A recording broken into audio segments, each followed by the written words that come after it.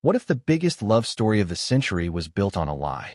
What if the fairy tale that captivated the world, the marriage of Prince Harry and Meghan Markle, was never what it seemed, and behind the carefully staged photos, the glowing interviews, and the iconic baby bump cradles, there was nothing more than a performance? That's exactly what Rebecca Chaiklin's new Netflix documentary dares to suggest. And if you thought the royal family had seen scandals before, this one may just break the very foundation of the monarchy's trust with its people. Before we continue, please hit the like button, subscribe to the channel, and turn on the notification bell for updates. From the very first frame, Chaiklin doesn't whisper. She shouts. She puts in front of viewers a question that cuts through the glamour and ceremony.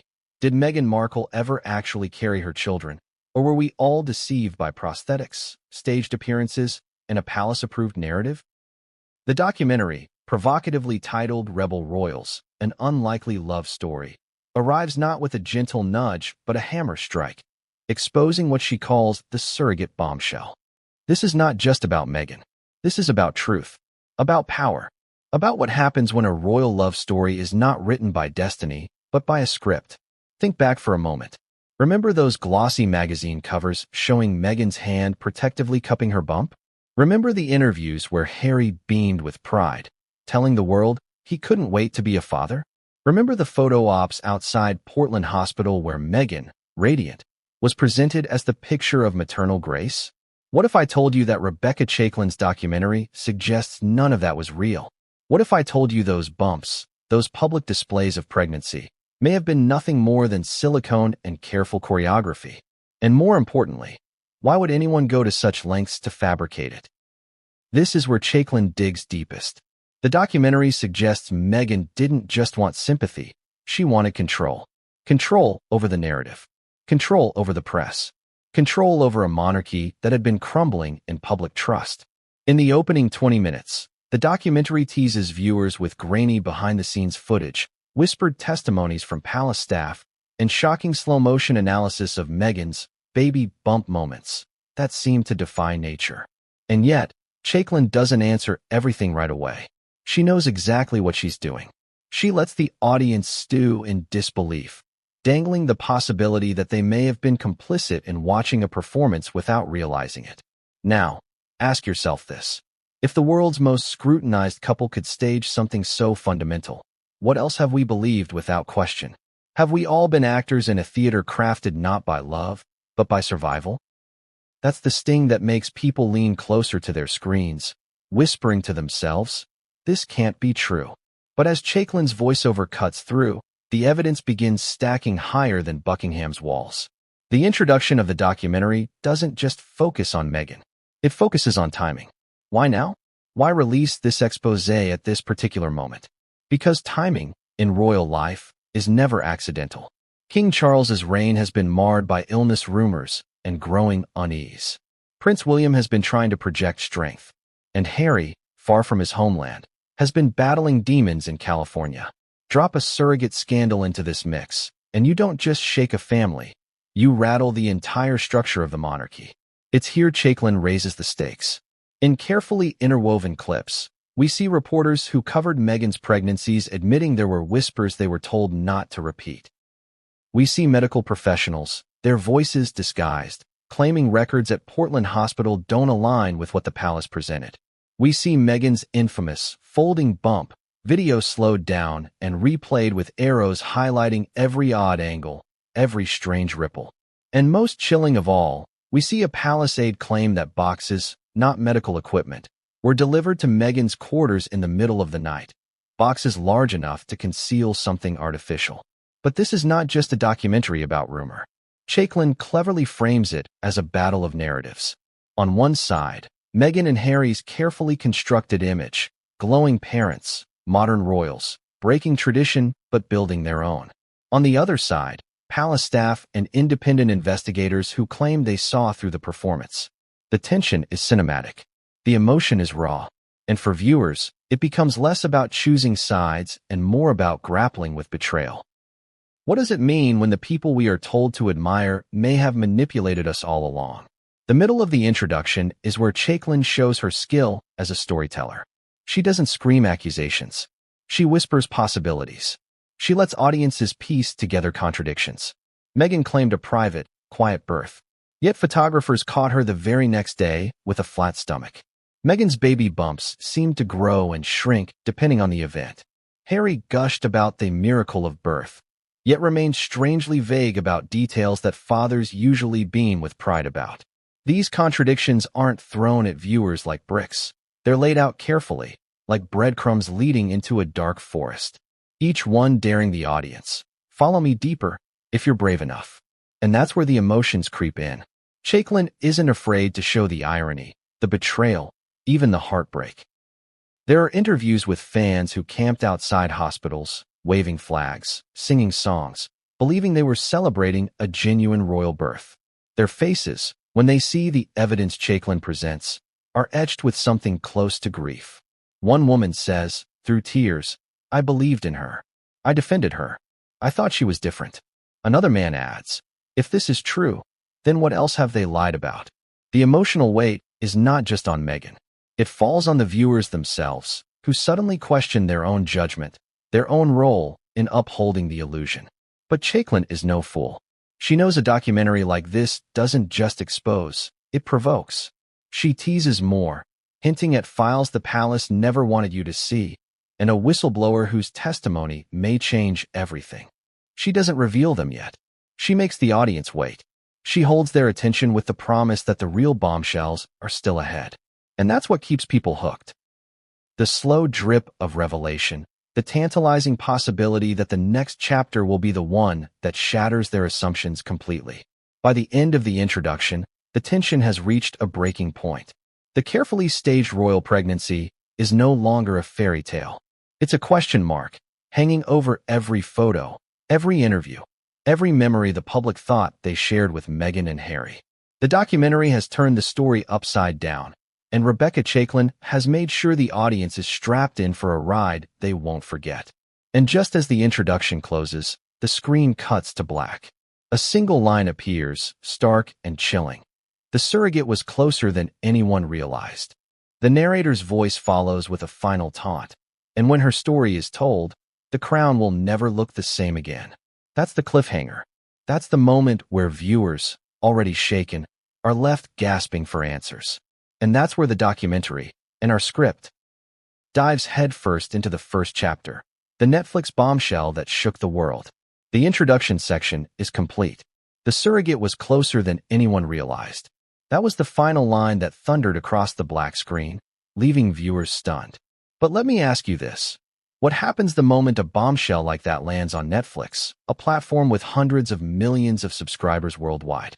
The answer is simple: chaos. Instant, unrelenting chaos. People didn't just watch. They reacted. They dissected. They argued. Within hours, Rebecca Chaiklin's Rebel Royals, an unlikely love story, had exploded across screens, phones, and front pages everywhere. And in Chapter 1 of this exposé, we step directly into that firestorm. It began quietly. At midnight, in select time zones, the documentary appeared in Netflix's new releases carousel. There was no trumpet fanfare, no lavish marketing rollout.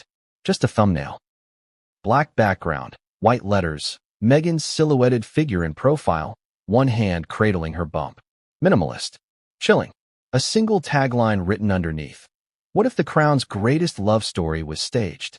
Tell me, could you resist clicking that? Most couldn't. And once they clicked, they didn't stop. Within the first hour, hashtags erupted. Hashtag Rebel Royals trended in London, New York, Sydney, Toronto. By dawn, hashtag Surrogate Bombshell had overtaken political news in the UK. Imagine that. The monarchy, an institution spanning 1,000 years, suddenly dragged into an online storm fueled not by war or diplomacy, but by silicone bumps and whispered lies. It was surreal. It was electric. And it was only the beginning. Here's the contradiction that stunned people most. While Netflix users binge-watched, the royal household remained silent. Silent, yet awake. Insiders later confirmed that senior courtiers were monitoring social media in real time, frantically screenshotting reactions, compiling lists of journalists, influencers, and even celebrities who dared share clips. Why? Because they knew the genie was out of the bottle. No amount of royal silence could stop what had begun. Do you see the irony? For years, Meghan and Harry had accused the palace of smothering their voices. And now, when their story was being flipped upside down, it was the palace caught mute. The opening scenes of the documentary carried a cinematic punch. Chaiklin didn't ease viewers in. She thrust them straight into controversy, replaying infamous clips of Meghan's bump-folding moment in slow motion. You remember that clip, the one where Meghan bent down, and the bump appeared to collapse unnaturally, like fabric folding. At the time, tabloids speculated but dismissed it as a camera trick. Chaiklin revisited it with forensic precision, zoomed-in frames. Expert commentary. Even mothers watching, some interviewed on the spot, gasped and whispered, "That's not how a belly moves." Think about that. Netflix put motherhood itself on trial, and millions of women recognized something uncanny. Do you see how dangerous that is for Meghan's image? Sympathy turned to suspicion in minutes. And yet, here's the twist. Chaiklin didn't outright accuse Meghan. She framed everything as a question. "What are we really looking at?" her voiceover asked. A glitch of fabric, or the glimpse of a secret? That framing was brilliant. It pulled viewers in without pushing them away. It let them decide. But the more they watched, the less choice they had. The evidence kept mounting, frame by frame, word by word. And that brings us to the emotional heart of Chapter 1, the audience itself. As the bombshell dropped, ordinary people became participants in the drama. On TikTok, users filmed themselves watching the documentary live, covering their mouths in shock, whispering, "I knew it." On Twitter, memes exploded, side-by-side comparisons of Meghan's bump at different events, shrinking and expanding like a balloon. Some laughed, some raged, but nobody ignored it.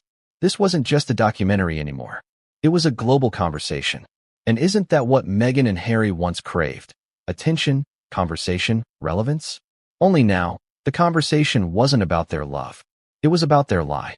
The contradiction cut deep. Meghan had positioned herself as the modern mother, vulnerable yet strong, breaking tradition yet carrying the weight of the crown. But Chaiklin's film reframed her as an actress in costume, using prosthetics to maintain an illusion. And viewers couldn't look away. Some defended her, of course. So what if she used a surrogate, they asked. That doesn't mean she's a bad mother. But defenders missed the point. The issue wasn't surrogacy. It was secrecy, deception. A monarchy built on pageantry suddenly accused of staging even the most sacred act of life, birth. Think of the irony. For centuries, royal births were public events, almost sacred rituals. Crowds gathered outside hospitals, waiting for announcements. Trumpets once played at palaces. The whole nation shared in the joy. But Meghan's alleged performance replaced all that tradition with something slicker, colder, more manufactured. It was no longer a shared celebration. It was a Netflix-ready photo op. And now, Netflix itself had turned on her, pulling back the curtain on the performance. By the middle of Chapter 1, Chaiklin shifted focus from Meghan to the institution that enabled her. She asked, how could an entire palace staff play along? Were they blind, or were they complicit? This reframing shocked audiences. Because it wasn't just Meghan under fire, it was the monarchy itself. Think about it. If aides lied, if records were hidden, if doctors bent rules, then this wasn't just Meghan's scandal. It was the crown's. And the monarchy cannot survive endless cracks in its foundation. And let's not forget Harry. Chaiklin strategically sprinkled clips of him smiling, holding Meghan's hand, speaking vaguely about our baby. But here's the thing, he never got specific. Not about the pregnancy cravings. Not about the kicks. Not about the birth itself. Just vague platitudes. To audiences rewatching these clips through Chaiklin's lens, Harry didn't look like a proud father. He looked like a man reading from a script. And that raised a haunting question. Was Harry in on it? Or was he deceived too? This is where the documentary played its strongest emotional card, betrayal. Betrayal of trust, of tradition, of audience loyalty. People don't like to feel tricked. They don't like to realize their tears of joy, shed for a royal baby, may have been shed for a performance. And Chaiklin hammered that emotion home, not with shouting, but with silence. Black and white shots of crowds cheering outside the hospital. Slow pans of fans holding "Welcome Baby" banners. Overlaying whispers. Was it all a lie? The effect was devastating. Viewers weren't just entertained, they were wounded. By the end of Chapter 1, the atmosphere was electric. Social media was ablaze. News outlets scrambled to report on the controversy. And Netflix? They sat back, watching viewership climb. Rebecca Chaiklin had achieved exactly what she wanted. Not just attention, but obsession. People weren't just watching the documentary. They were living it, debating it, and spreading it like wildfire. But just as audiences thought they had seen the worst of it, Chaiklin dropped one final teaser at the end of the first chapter. A blurred-out interview. A woman's voice, distorted for protection. Her words echoed through the screen. I was there. I know what happened. And Meghan was never pregnant. Viewers gasped. Was this the surrogate herself? Was this a staff member breaking ranks? Netflix didn't say. They left it hanging, daring the audience to click next episode. What kind of filmmaker looks at the most tightly guarded monarchy on earth and says, yes, I'm going to rip the curtain down? That's the question that opens chapter 2, and it's exactly what Rebecca Chaiklin did. To understand the ferocity of this Netflix documentary, you need to understand the woman behind it, her methods, her instincts, her vision. Because this wasn't just a documentary. It was a direct challenge to centuries of royal myth-making, crafted by a director who thrives on controversy. Chaiklin isn't a stranger to pushing boundaries. Do you remember Tiger King? That chaotic, jaw-dropping spectacle that turned eccentric zookeepers and their feuds into global obsession? That was Chaiklin's work. She doesn't just document, she orchestrates. She takes whispers and half-truths and spins them into cultural earthquakes. And with Rebel Royals, an unlikely love story, she wasn't just telling a story about Meghan Markle's alleged surrogacy. She was redefining the way people look at the monarchy itself. But here's the contradiction. Chaiklin isn't British. She isn't bound by the reverence, the quiet worship, or the centuries-old deference to the crown. She's American, sharp, relentless, and cynical about power. Where a British filmmaker might tiptoe, Chaiklin stomps. Where others might worry about tradition, she worries only about the truth, or at least her version of it. And that outsider's eye was precisely what made her perfect for this project. The chapter opens with Chaiklin herself in a dimly lit interview. She leans forward, almost daring the audience. I was told this story was off limits. That's exactly why I pursued it. Those words hang in the air. Off limits. That phrase, in her mouth, doesn't mean danger. It means opportunity. Why Meghan? Why now?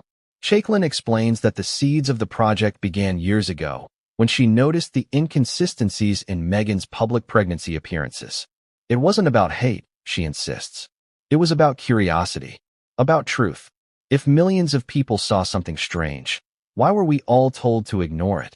That line becomes one of the chapter's central themes, the tension between what the public sees with its own eyes and what the press tells them to believe. Chaiklin's process, revealed here for the first time, is riveting. She didn't start with palace insiders or medical records. She started with ordinary people, mothers, nurses, fans who stood outside hospitals.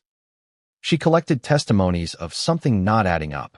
A woman in Windsor who recalls Meghan's bump appearing huge at one event and much smaller at another just days later. A midwife who whispered that no arrangements were ever made for a royal birth at Portland Hospital. Even a photographer who admits he caught shots of Meghan adjusting something under her dress, but was paid off to bury them. One of Chaiklin's most brilliant strokes was how she set up her team. She didn't hire traditional royal correspondents. She avoided journalists known for cozying up to palace press offices. Instead, she built a patchwork team of skeptics, whistleblowers, and forensic analysts. A costume designer was brought in to analyze the alleged prosthetic bumps. A digital expert slowed down Meghan's footage frame by frame. A psychologist dissected Harry's vague language during interviews. Imagine that. Experts from completely different fields, all circling around one central question. Was this pregnancy authentic? And here's where the irony kicks in. Netflix executives were nervous. This was the crown we're talking about. They wanted controversy, yes, but not lawsuits that could sink them. Chaiklin, in the chapter, recounts late-night phone calls where lawyers begged her to soften her claims. But Chaiklin refused. She pushed forward, saying, if we cut corners, we're no better than them. That moment, raw and defiant, sets her apart. She wasn't making propaganda. She was making war. At this point in the chapter, viewers are shown behind-the-scenes footage of Chaiklin directing her crew. The tension is palpable. Get the angle lower. She snaps at a cameraman analyzing Meghan's bump. People need to see the fold. Don't miss the fold. Her intensity unsettles some team members. One admits on camera, "This feels dangerous. We're taking on an institution that buries people." But Chaiklin only smirks and says, "Then let's make sure they can't bury us all." And that brings us to the emotional center of Chapter 2, Chaiklin's obsession. The film paints her not just as a filmmaker, but as a crusader. Viewers are left to wonder, is she fighting for truth, or is she intoxicated by the power of taking on royalty? That contradiction keeps the tension high. Because if Meghan is guilty of staging a pregnancy, is Chaiklin guilty of exploiting it? But here's where the twist lands. Near the end of the chapter, Chaiklin reveals she was approached, long before filming began, by someone claiming to have inside knowledge. A palace staffer. The documentary shows her recalling that first secret meeting in a London cafe, the informant wearing a hood, voice trembling as they whispered. She wasn't pregnant. We all knew. Chaiklin's eyes gleam in the retelling. That was the moment I knew I had a story too big to walk away from. Do you feel that chill? The sense that secrets were being dangled, tempting her deeper? That single confession became the spine of her vision. From that moment, everything else, the footage, the testimonies, the experts, was built to support or challenge that one whispered claim. And it leaves viewers asking themselves, how much of this is investigation and how much is storytelling? Can truth survive when it's mixed with narrative flair? That's the paradox Chaiklin thrives in. And audiences, caught between skepticism and belief, can't turn away. The package. That's what the distorted voice whispered at the end of Chapter 2. I delivered the package myself. I know what was inside. But what package? And what could possibly be so damning that a staff member would risk everything just to admit it on camera? Chapter 3 doesn't answer that question immediately. Instead, it turns the camera back to something the public had already seen, but perhaps never really understood. Meghan's baby bump. Or, as Rebecca Chaiklin frames it, the bump that didn't bounce. Let me ask you something. Have you ever carried something fragile? Something heavy? Something alive? Something that mattered? Think of how careful you were. How protective. How your body adjusted to every step. Now picture Meghan Markle, strutting in high heels, bending at awkward angles, crouching to the ground, and yet her bump moved strangely. Too loose in one moment, too stiff in another. And in one infamous clip that still circulates online today, her belly seemed to fold in half as she sat down. Mothers around the world gasped. Skeptics screamed. And defenders scrambled to explain it away as the camera angle. But Chaiklin, she didn't let that clip pass as internet gossip. She dissected it. She slowed it down, frame by frame. She zoomed.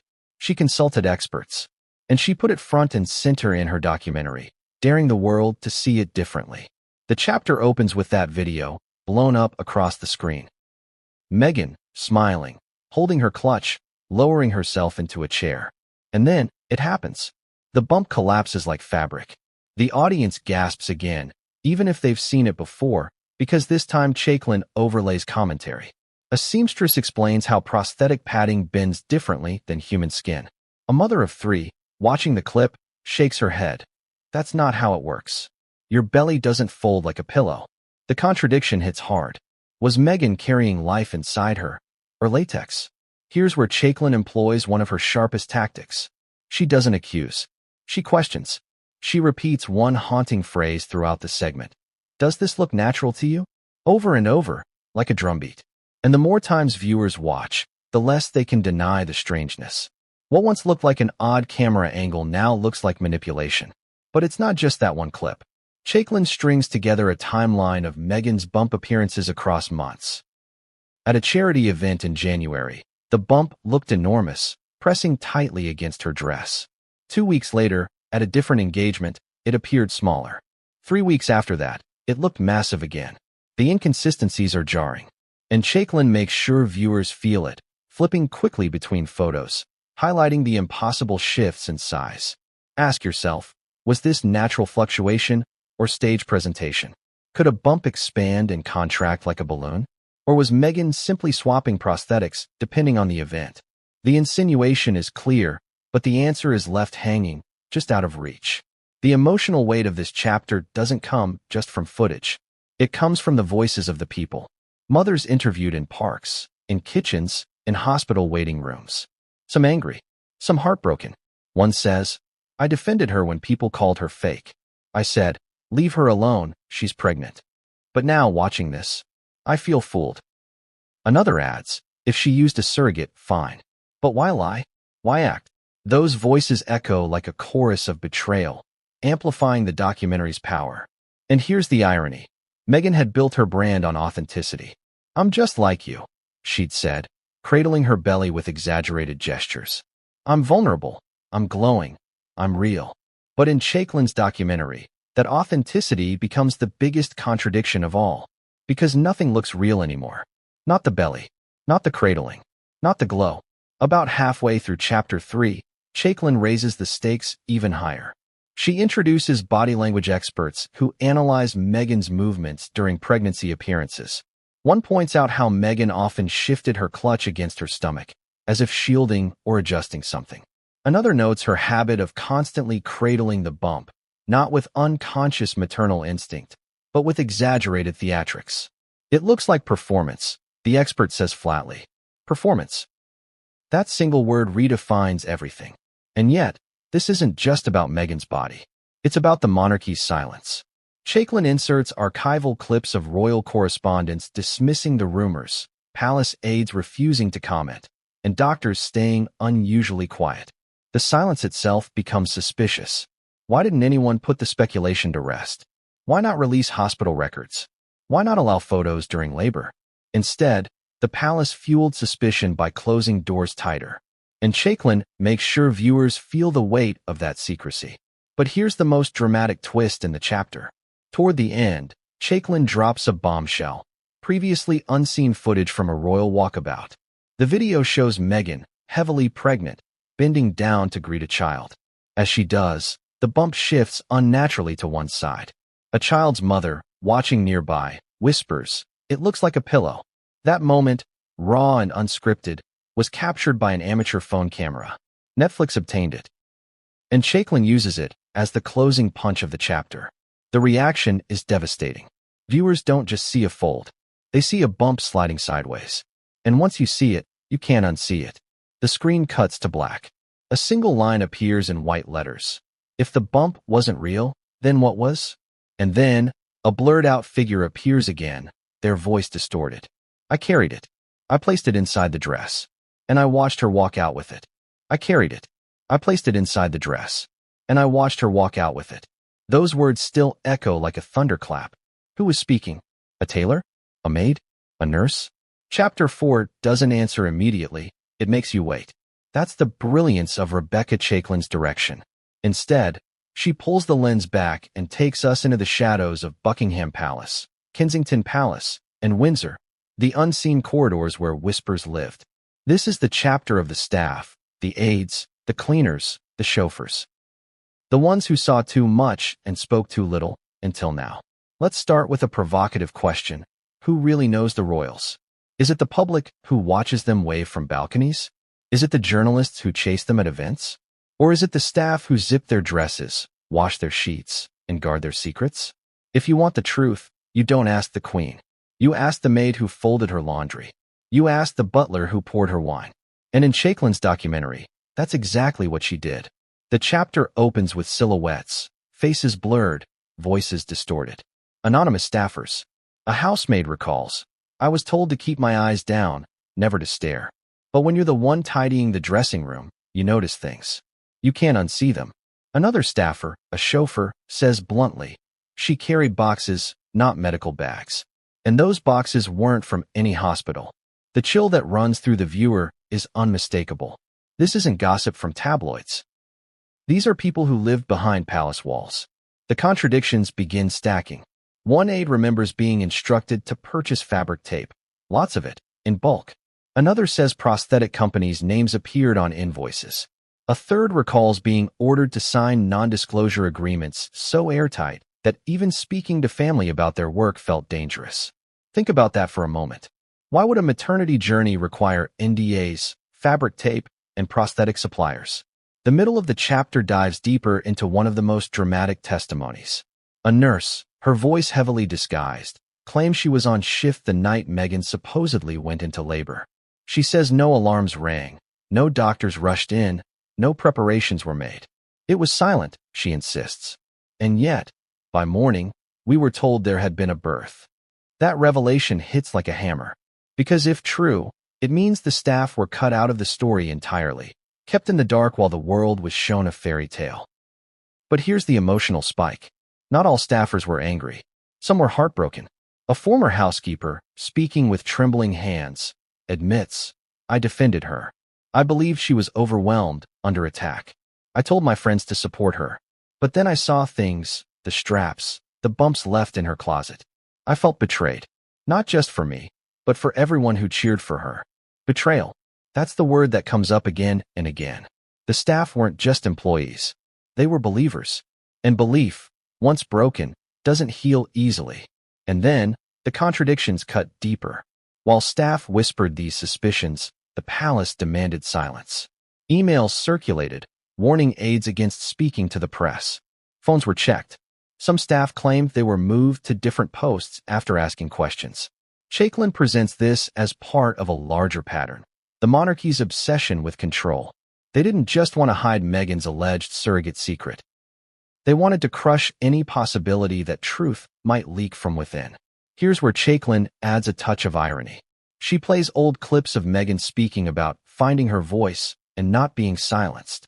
Those words, meant to inspire, now sound hollow against the testimonies of staff who were muzzled. Meghan spoke of silencing, yet allegedly participated in silencing others. That contradiction doesn't just sting, it burns. But the most shocking part of Chapter 4 comes near the end. An anonymous staffer reveals that they personally handled a prosthetic bump. They describe it vividly. Silicone padding, weighted with sand-like material, straps that hooked around the waist. It was professional, the staffer insists. Not a costume shop trick. This was designed to fool. The detail is horrifying in its specificity. It turns suspicion into something tangible, something you can almost feel in your hands. The emotional gut punch comes when Chaiklin overlays that testimony with footage of Meghan smiling on a royal tour, her hands stroking the bump lovingly. The contrast is unbearable. The audience is forced to ask themselves, were those tender moments real or rehearsed with props? And if they were rehearsed, what does that say about everything else we thought we knew? Just as the chapter seems to reach its peak, Chaiklin drops one more breadcrumb. A staffer, their face hidden in shadows, whispers, "She wasn't alone in this. There were doctors, there were handlers, and there was someone whose name you'd never expect." The camera lingers on the blurred figure. Silence. Then cut to black. White letters appear. The surrogate's shadow grows closer.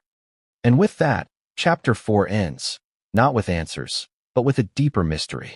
Someone inside the palace knew more than anyone imagined. Someone whose name, once revealed, would blow the lid off everything. The surrogate's shadow grows closer. That line burns across the screen as Chapter 5 begins, and you can feel the tension thickening.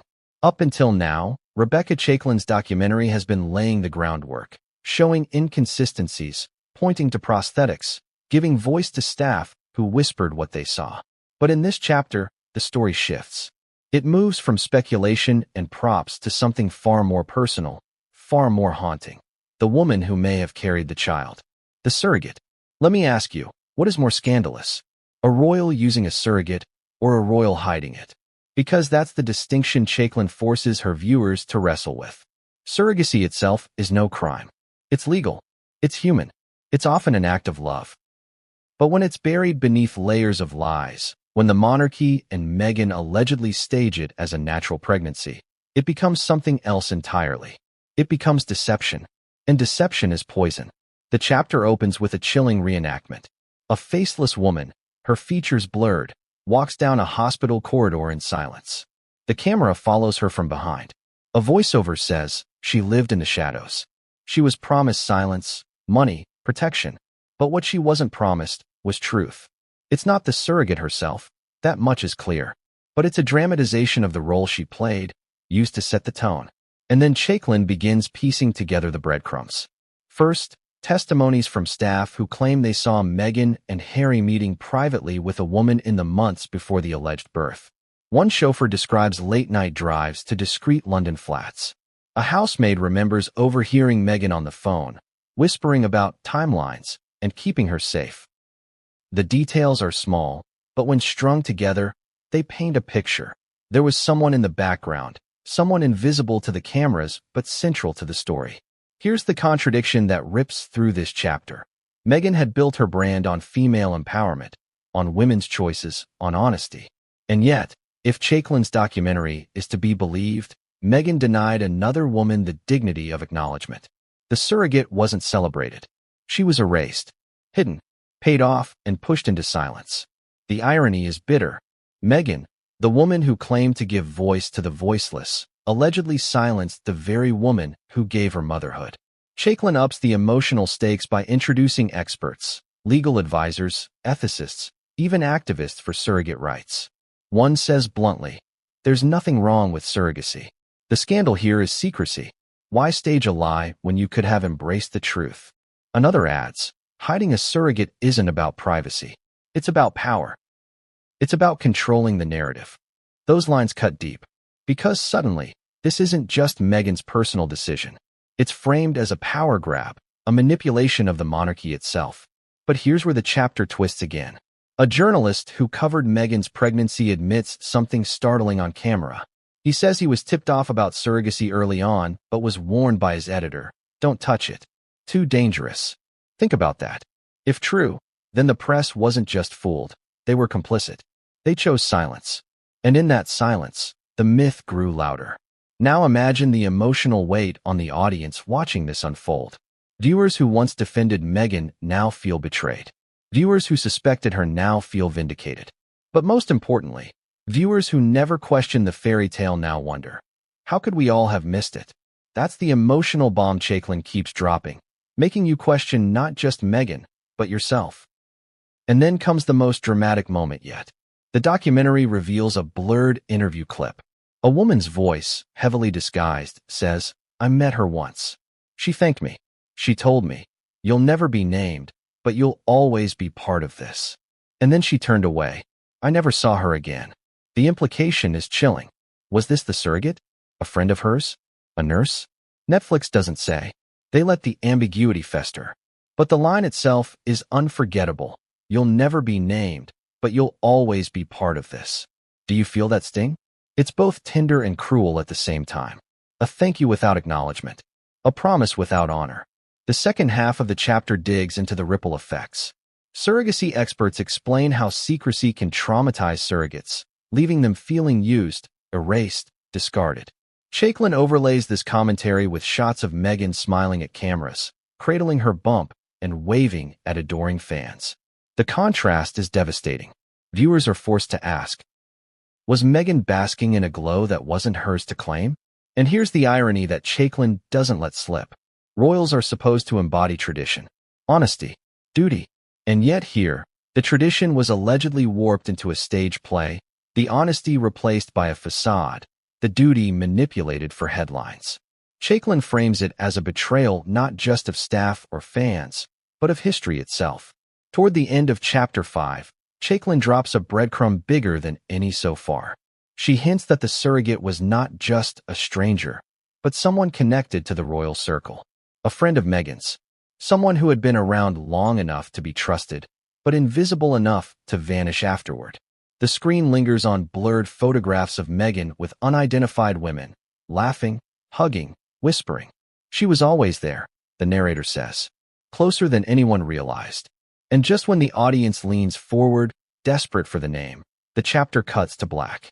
Words appear on the screen. She didn't just carry the child. She carried the secret. And when she broke, the truth began to spill. The sound of a woman sobbing softly fades in, then cuts out abruptly. She didn't just carry the child. She carried the secret. And when she broke, the truth began to spill. That was the haunting line that closed Chapter 5.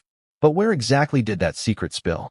The answer, Rebecca Chaiklin insists, is inside a building that should symbolize trust, healing, and transparency, Portland Hospital. And so begins Chapter 6, the hospital mystery. Let's start with a question that cuts to the bone. If Meghan Markle really gave birth inside Portland Hospital, why is there no trace of it? No medical records released. No official statements from staff. No nurses smiling in the background of a celebratory photo. Nothing. Just silence. And in the world of royal births, silence is not tradition, it's suspicion. Chaiklin opens this chapter with a slow, eerie shot of Portland Hospital at night. The lights are on. The cameras pan across the empty parking lot. A narrator whispers, "This is the place where history was supposed to happen." But if you look closer, history seems to vanish. From there, the contradictions pile up. Traditionally, royal births are public events. Even in modern times, the media are camped outside, waiting for the official announcement. When Princess Diana gave birth to William and Harry, the world watched. Even Kate Middleton, walking out of the Lindo wing with Prince George in her arms, gave the press their iconic photos. But Meghan? Nothing. No hospital staff waving. No proud doctors giving statements. Just a polished press release and a carefully staged photo shoot afterward. Ask yourself, why would the most modern royal couple choose secrecy over celebration? The documentary cuts to an interview with a retired nurse who once worked at Portland. Her voice is disguised. She leans into the camera and says, "We were told to prepare, but not in the usual way. It was more about making sure the place looked ready than actually being ready for a birth." That one sentence lands like a dagger. Making sure the place looked ready. What does that even mean? The middle of the chapter takes viewers inside the maze of rumors around hospital records. One investigative journalist explains that when they filed a Freedom of Information-style request for details of the birth, they were stonewalled. The paperwork didn't exist. Or if it did, it was locked away so tightly you'd need royal permission to breathe near it, the journalist quips. The irony drips off the screen. Chaiklin then unveils what she calls the ghost files. Former staff allegedly leaked blank templates of birth certificates, documents that could have been filled in later, backdated, and approved without ever reflecting reality. A forensic handwriting analyst even claims Meghan's certificate contains telltale signs of post-dating, like ink inconsistencies. The evidence isn't definitive, but it's enough to gnaw at the viewer's gut. Here's where Chaiklin masterfully plays with emotion. She cuts between two worlds. Outside Portland, where cheering fans held balloons and waved flags, and inside, where staff claimed the corridors were eerily quiet. No commotion, no rushing doctors, no cries of a newborn echoing through the halls. Just silence. A silence that, in hindsight, feels damning. And then comes the gut punch. A whistleblower, face blurred, whispers, "I saw her leave. She wasn't holding a baby. She was holding something wrapped." And then, minutes later, the press was told she'd given birth. That detail, so vivid, so simple, sticks in the mind. Something wrapped. But what? The emotional stakes spike higher when Chaiklin draws attention to the staged photo op days later. Meghan, radiant, walking out with Harry and baby Archie. But eagle-eyed viewers notice inconsistencies. The hospital door doesn't match Portland's. The lighting is wrong for the time of day, and staff who should have been present are conspicuously absent. A body language expert comments, "It feels less like a candid moment and more like a production." Production. That word changes everything. Ask yourself, how does a hospital known for high-profile births suddenly become a stage set? How do trained professionals vanish from the narrative? The irony is brutal, a place of life transformed into a theater of illusion. But here's the kicker. Near the end of Chapter 6, Chaiklin drops a hint of the surrogate's involvement again. A blurred figure whispers, "She wasn't inside Portland. She was somewhere else. Quiet. Safe. Far away from cameras." That revelation reframes everything. If the surrogate never entered the hospital, then what exactly happened inside those walls? Was Portland simply a cover, a backdrop for the announcement? The documentary ends the chapter with a chilling montage. Fans cheering outside the gates. Balloons swaying in the wind. Silence inside sterile corridors. Meghan's smiling face, cradling her bump just days earlier. And then the screen cuts to black. Words appear. The hospital hid the truth, but the photographs revealed it. And then, a single camera flash sound fills the silence. The hospital hid the truth, but the photographs revealed it.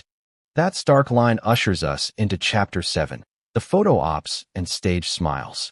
If Portland Hospital was the stage, the photographs were the props. And in Rebecca Chaiklin's documentary, every photo becomes a piece of evidence. But the question she keeps hammering is simple. Were those radiant smiles genuine moments of motherhood, or rehearsed performances designed to fool the world. Let's begin with the image burned into everyone's memory. Meghan Markle in a white trench coat, glowing, cradling her bump during a public appearance in London. Cameras flashed, reporters scribbled, fans cheered. The tabloids went wild with headlines about the modern Duchess breaking royal molds while proudly displaying her maternal side. But Chaiklin flips the script. She overlays the image with a voiceover. Every smile has a purpose. Every hand placement has a reason. But what if the reason wasn't what you thought? From there, the contradictions start rolling in. Experts dissect Meghan's photos one by one. A maternity stylist points out how Meghan's dresses always drew attention to the bump, tight fabrics, cinched waists, exaggerated silhouettes. A body language analyst comments, she touched her bump in nearly every photo. That's not natural frequency, it's choreography. The implication is devastating. Meghan wasn't simply celebrating pregnancy. She was performing it. And then there's the infamous bump cradling pose. You've seen it. Meghan's hands, always framing her belly, almost like a spotlight. To fans, it was endearing. To critics, excessive. But Chaiklin takes it further.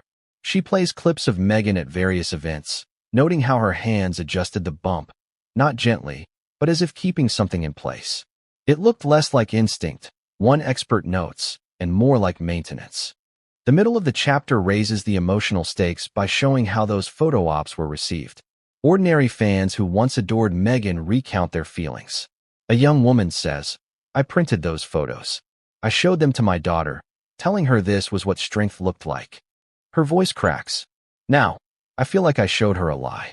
Another adds, we cheered for her like she was family. But maybe we were just extras in a play. The betrayal is palpable, and Chaiklin milks that emotion until it hurts. Here's the irony that cuts deepest. Meghan and Harry had always criticized the media for intrusion, yet the documentary argues they used the same cameras to build a carefully crafted illusion. They shunned the press while simultaneously feeding it the images they wanted broadcast. Chaiklin's voiceover pierces the hypocrisy. They claimed the cameras were the enemy. But without the cameras, the performance could never have existed. And then Chaiklin reveals something even more shocking.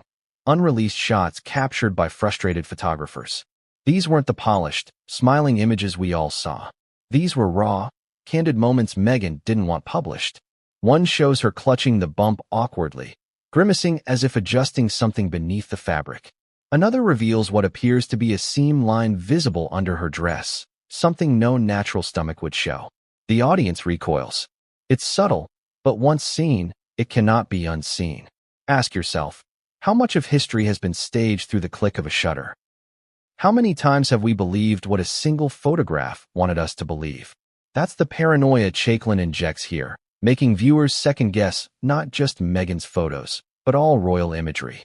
Toward the end of the chapter, Chaiklin drops one of her sharpest daggers. She highlights the photo taken just 2 days after the supposed birth, Meghan radiant in heels, her stomach nearly flat. Side by side, she shows a new mother's body, swollen and tender, contrasted with Meghan's polished silhouette. Doctors interviewed comment bluntly, that's not possible. Not in 2 days. The body doesn't recover like that. The contradiction is brutal. Either Meghan was a medical miracle, or the pregnancy never happened at all. The emotional gut punch comes when Chaiklin splices together a montage. Meghan's glowing smiles, the public's adoration, the stage perfection. Overlaid is a whisper from a blurred-out figure. She practiced in the mirror. I saw her. She smiled. She touched the bump. She smiled again. Over and over. Until it looked natural. That one detail transforms the photo ops from moments of joy into rehearsals of deception. And just when the viewer thinks they've absorbed enough, Chaiklin closes the chapter with a chilling tease. A black screen, the sound of camera shutters firing in rapid bursts. Then a single photograph fades in, never before seen. Meghan, mid-step, bump shifted unnaturally high, straps faintly visible beneath her dress. The screen lingers, then fades to black. Words appear. The cameras captured what the palace tried to hide. But Harry's silence spoke louder than any photograph. Prince Harry's conflicted silence begins with a question that immediately grips the audience. How much did Prince Harry know? Was he a willing participant in the performance? or a pawn trapped in a web spun by his wife and the pressures of royalty? Rebecca Chaiklin's documentary wastes no time in putting this question front and center, and it's designed to make viewers squirm, ponder, and reevaluate everything they thought they knew. The opening scene is deliberately intimate. Footage from private events, never before aired, shows Harry walking behind Meghan during the early months of the pregnancy. In one clip, he glances downward as Meghan adjusts her bump in front of photographers. The camera lingers on his expression, a subtle tightening of his jaw, eyes darting, fingers clenching and unclenching. Chaiklin's voiceover whispers. Behind the smiles, the cameras, and the applause, there was a man wrestling with disbelief. The documentary immediately dives into Harry's known public statements. He has repeatedly spoken about his desire to protect Meghan from the invasive nature of the press. "I am here for my wife," he declared in multiple interviews. But Chaiklin juxtaposes these declarations with testimonies from palace insiders. One unnamed aide claims, Harry was terrified of what would happen if the truth came out. He didn't know if he could protect Meghan, or if he could protect himself. The tension is palpable. The audience is left asking, was his loyalty genuine, or born out of fear of scandal and career destruction? Midway through the chapter, Chaiklin confronts a delicate contradiction. She presents a series of private emails and text messages, excerpts leaked through confidential sources, showing Harry expressing confusion and concern. In one, he allegedly writes, "I don't know how to explain this to anyone. I feel like I'm losing my mind." In another, he reportedly questions the timing of a photo op, adding, "Why now? Does she really need this to feel secure?" These glimpses humanize him, portraying Harry as a man caught between love, duty, and secrecy. The narrative then pivots to Harry's public appearances. Chaiklin highlights the stark contrast between his body language in front of cameras and the whispers captured off camera. In official events, he appears confident, protective, a pillar of support. Behind closed doors, sources say, he was tense, withdrawn, and constantly second-guessing. Analysts break down his gestures, noting the stiffness of his posture, the avoidance of eye contact with photographers, and the rare moments when his expression flickers from amusement to anxiety. Here's where Chaiklin injects drama. She raises the possibility of complicity. Some aides allege that Harry was aware of certain enhancements used during Meghan's staged pregnancy, prosthetic padding, strategic clothing, timed photo ops, but feared confronting the reality. He wanted to protect her from the fallout of public ridicule, but also wanted to maintain his own image as a dutiful prince. The conflicting motives set the stage for one of the most emotionally charged questions in the documentary. Can you support someone fully while knowingly participating in deception? Then comes a jaw-dropping segment. Chaiklin shows footage of Harry attending a charity gala weeks before the official birth announcement. The cameras catch him smiling, joking, and holding a drink. Yet insiders claim he had just returned from a private consultation with medical professionals regarding the alleged surrogate. The juxtaposition is stark, a smiling prince for the world, a worried, conflicted husband in private. The emotional tension ratchets up. Viewers are left wondering, how long could this dual existence last without collapse? The middle of the chapter delves into Harry's strained relationship with palace security and advisors during this period. A former security officer, speaking off the record, says he was pulled in two directions. On one side, the public needed a narrative. On the other, he needed to protect Meghan and the family. He never wanted this level of deception, but he also couldn't stop it. Chaiklin emphasizes the pressure cooker environment, royal duty, public expectation, and personal loyalty. The audience begins to feel the crushing weight on Harry's shoulders. Chaiklin also introduces a psychological angle.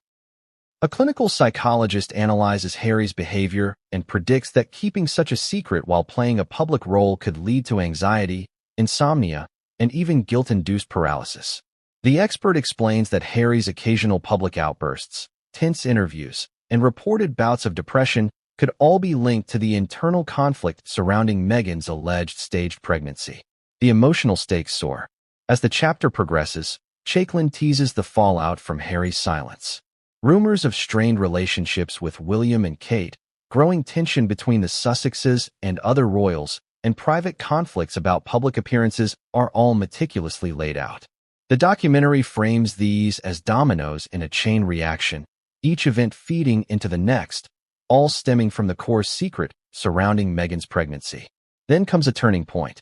Chaiklin claims she obtained fragments of conversations, allegedly recorded during private meetings, where Harry reportedly confronts Meghan.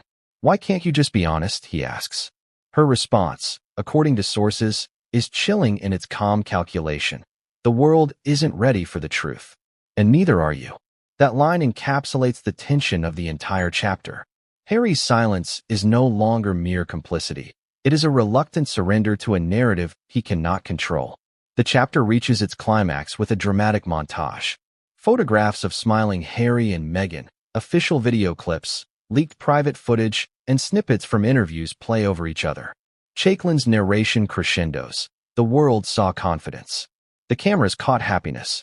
But behind closed doors, the truth was a storm Harry could not weather. And yet, he bore it all alone. Chapter 8 concludes on a spine-tingling cliffhanger. Chaiklin fades to black, leaving viewers with a single whispered line. And then came the moment that would force Harry to choose between his loyalty, his love, and the truth. The moment of reckoning opens with a single, piercing question: how far can a secret go before it consumes everyone involved? Rebecca Chaiklin wastes no time. The camera cuts to a series of shadowed hallways inside royal residences, doors closing softly, voices muffled, visual metaphors for the secrecy that has cloaked Meghan Markle's alleged surrogate pregnancy for months. The chapter begins with the shocking revelation that an insider, whose identity is meticulously protected in the documentary, claims the truth about the surrogate was on the brink of leaking to the press. The insider's account is chilling.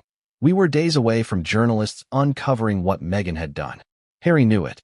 Everyone knew it. And yet, the palace held its breath." The narrative instantly builds tension, inviting viewers to imagine the scale of the potential scandal. Chaiklin then reconstructs the fateful day, drawing from multiple interviews and verified sources. It was a quiet morning, a few weeks before the public announcement of the supposed birth. Meghan had arranged a private briefing with key royal advisors. Harry was present, visibly anxious, pacing the room. He had been warned that a casual remark, a small slip of information, could ignite a media firestorm that would engulf not just their family, but the entire monarchy. The documentary emphasizes Harry's internal struggle. Chaiklin juxtaposes images of him walking through gardens, deep in thought, with flashbacks to earlier public appearances. One expert interviewed in the documentary remarks, "You could see the weight of this secret manifesting physically. His posture, his gait, even the way he interacted with staff, it was all affected by the knowledge he carried." These insights are designed to make viewers empathize with Harry while simultaneously questioning his silence. Then comes the pivotal moment. The insider alleges that Meghan staged a minor public incident to test Harry's loyalty and reactions. During a charity event, she reportedly adjusted her prosthetic bump in front of him, casually, almost as a challenge. Harry, according to sources, froze. The documentary cuts between close-ups of Meghan's poised public smile and Harry's private tension, creating a visual metaphor for duplicity and hidden truths. Chaiklin narrates, "It was a silent trial, and he had no choice but to comply. But compliance came at a price." The narrative then explores the domino effect of that moment. Palace advisors noticed subtle changes in Harry's demeanor, shorter meetings, curt replies, and an increased reliance on private aides for guidance. Chaiklin's storytelling shines here. She interweaves anecdotes from multiple sources to show that Harry's world was quietly unraveling. Even minor disagreements with Meghan were fraught with undercurrents of tension, each conversation layered with unspoken truths. Midway through the chapter, Chaiklin turns the lens on the surrogate itself. She claims she has obtained photographic evidence of a discreet medical facility in Los Angeles, where a surrogate allegedly carried Meghan's child. The facility, the documentary asserts, was selected for its strict confidentiality policies. This wasn't just privacy, it was a calculated shield, says Chaiklin. She shows images of restricted entrances, security cameras, and blurred faces of medical staff, building a picture of a carefully orchestrated operation that few outside the inner circle could access. Chaiklin then juxtaposes this with footage of Meghan attending public events in the same time frame, wearing outfits specifically chosen to enhance or conceal her bump. Expert wardrobe analysts weigh in, pointing out seams, layering, and fabric choices that indicate deliberate padding rather than natural pregnancy progression. The tension builds. Viewers are led to question every public photograph, every media appearance, every royal engagement. The emotional core of the chapter comes next. Harry's conflicted loyalty reaches its peak. Chaiklin reconstructs private conversations, allegedly leaked through insiders, in which Harry grapples with morality, duty, and personal loyalty. "I can't do this anymore," he reportedly whispered in one conversation. "I want to tell the truth, but she'll hate me. She'll hate me forever." The documentary emphasizes this as a humanizing moment. Harry is torn between love and integrity, a prince trapped in a narrative he did not author. Chaiklin heightens suspense with the threat of exposure. She claims that a rival media outlet had already begun tracking anomalies in Meghan's pregnancy timeline. Interviews, magazine features, and social media appearances that didn't line up with official announcements. The documentary intercuts speculative headlines and news tickers, creating a sense of imminent disaster. Viewers are kept on edge. Will the secret come out? And if so, how? The chapter also explores the psychological impact on Meghan herself. Chaiklin presents interviews with unnamed confidants who describe her as increasingly controlling, defensive, and emotionally volatile. One aide allegedly recounts, "Every interaction felt like walking on eggshells. She would test reactions, gauge loyalty, and manipulate situations to maintain the illusion. It was exhausting for everyone involved, even Harry."